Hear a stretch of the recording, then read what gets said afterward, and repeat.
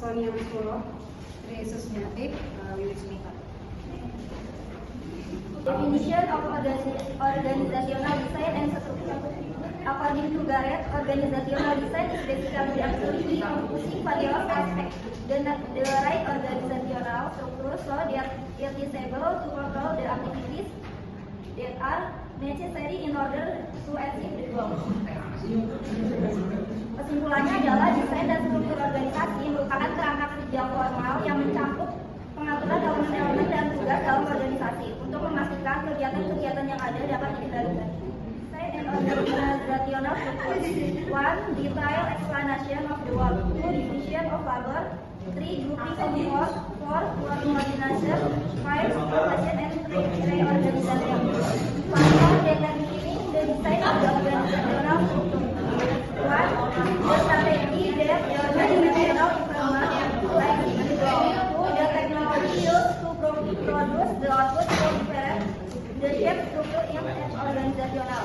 3. Ability and way of thinking of the member of the organization. 4. The influence of the environment that surrounds the organization. 5. The size of the work unit within the organization. Rancangan struktur organisasi melibatkan langkah-langkah sistematis mulai dari penjelasan, pembagian kerja, kelompok-kelompokan, koordinasi, hingga pengawasan dan reorganisasi. Susi will Division of organizational division of labor. 1. Personal special expertise. 2. Workflow. 3. Vertical plan. 3. Delegation of authority. 1. Delegation of authority involves the development of professional manager because manager can develop expertise of skill and company can be advise and develop. 2. High delegation of authority of interest of competitive climate of departmentalization. 1. Functional department. 1. Functional departmentalization. 2. Departmentalization of geographical areas. 3. Product departmentalization. 4. Customer department centralization. D. Division of labor. 1. Relationship. 2. Level of specialization. 3. Communication skill. Organisasi yang mekanis. Tugas-tugasnya sangat spesifik, peraturannya ketat, dan semua keputusan dibuat oleh atasan. As I have said, there are some principles that help us understand organization. Principle of specialization is the best way to get the most out of people and group by using scientific management techniques like work standard and motion and time study to make work more specialized. The principle of unity of direction, grouping jobs by skill like machinists with machinists or contract with accountant based on what they do. The principle of authority and responsibility. I think top manager should have more authority so that authority becomes more centralized. The principle of cascade change in a vertical communication chain. All messages from the leader must pass to every superior in the chain of command and vice versa from the top.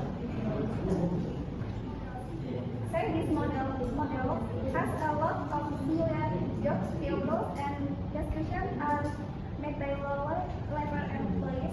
The company is more relaxed with more autonomy and flexibility. Dan model ini mengatakan bahwa model ini memiliki banyak pekerjaan yang serupa, sedikit aturan, dan keputusan dibuat oleh karyawan di tingkat bawah. Perusahaan ini lebih santai dan lebih banyak otonomi dan fleksibilitas.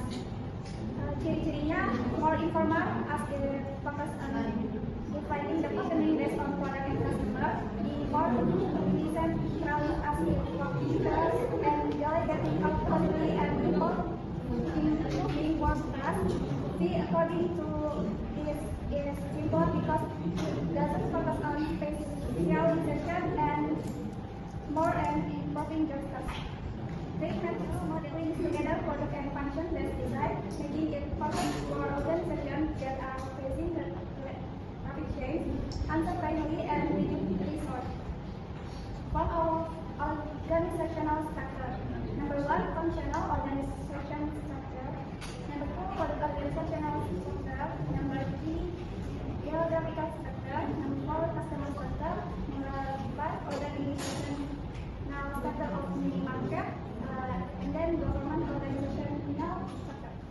Case study based on research at the Department of Cooperatives, Micro, Small and Medium Enterprises (MSMES) and the Department of Trade and Industry of Bandung City. It was found that organizational performance is still not optimal. This problem can be seen from several indicators such as work quantity, job knowledge, and personal quality.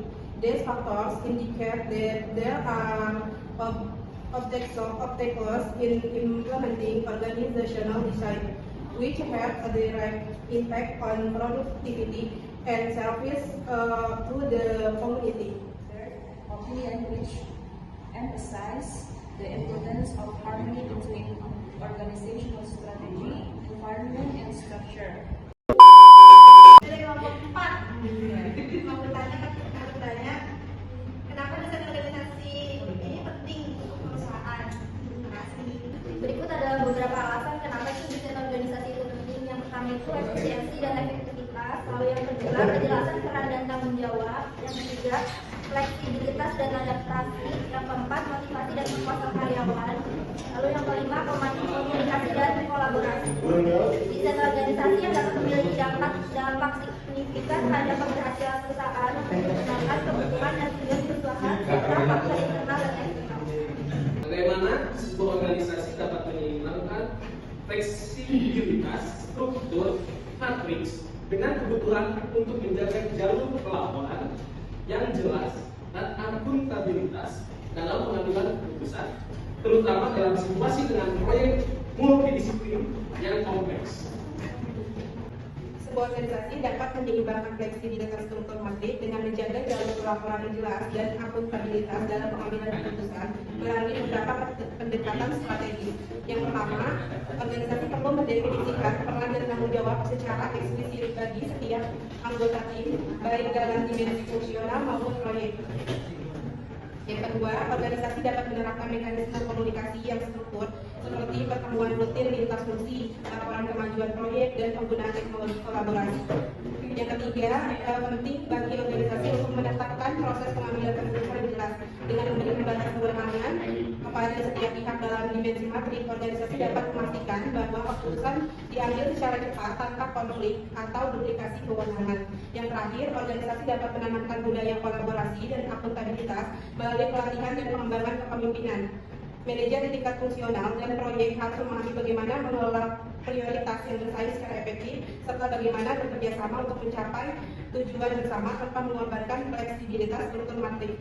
Dengan pendekatan ini, organisasi dapat menjaga keseimbangan antara fleksibilitas yang diperlukan untuk mengelola proyek multidisiplin yang kompleks dan kebutuhan akan kejelasan pelaporan serta akuntabilitas yang kuat. Pertanyaan dari kelompok 5, izin bertanya, bagaimana peran desain organisasi dalam mencapai tujuan organisasi?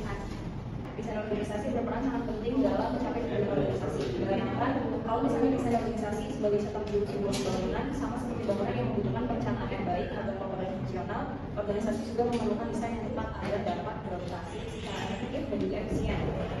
Peran desain organisasi itu yang pertama ada struktur yang jelas. Desain organisasi menciptakan struktur yang jelas, menentukan hierarki, pembagian tugas, dan tanggung jawab masing-masing anggota. Ini membantu menghindari kebingungan dan juga meningkatkan koordinasi kerja. Kemudian yang kedua ada alokasi sumber daya. Desain organisasi membantu mengalokasi sumber daya baik tenaga kerja, anggaran, teknologi secara optimal buat mencapai tujuan yang telah ditetapkan. Kemudian fokus sama tujuan. Desain organisasi yang baik selalu mengacu pada tujuan organisasinya. Dengan demikian, setiap aktivitas dan keputusan yang diambil akan selalu terarah pada pencapaian tujuan tersebut. Kemudian adaptasi terhadap perubahan. desain organisasi yang fleksibel memungkinkan organisasi untuk beradaptasi dengan perubahan lingkungan bisnis yang dinamis. Assalamualaikum warahmatullahi wabarakatuh.